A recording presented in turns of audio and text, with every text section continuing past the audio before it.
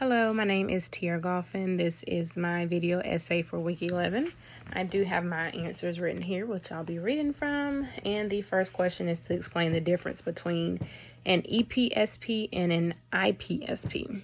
So an EPSP is excitatory postsynaptic potential, and IPSP is inhibitory postsynaptic potential. So EPSP causes depolarization of the postsynaptic membrane, which will result in it being more positive.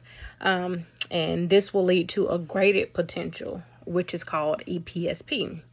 However, when we have IPSP, it causes hyperpolarization of the postsynaptic membrane, which will result in it being more negative.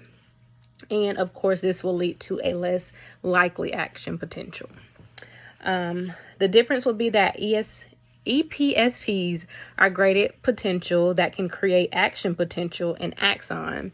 And then we have IPSPs, which produce graded potential that lessens the chance of an action potential in action. So that's the difference between an EPSP and an IPSP.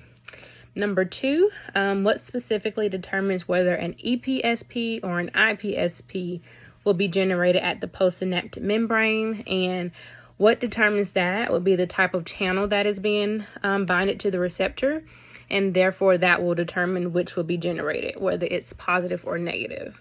And number 3, since at any moment a neuron is likely to have thousands of neurons releasing transmitters at its surface, how is neuronal activity determined?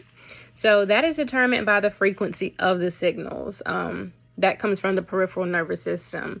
And once the stimulus has reached a certain threshold, the neuron will fire. So that would be how that activity is activated or determined.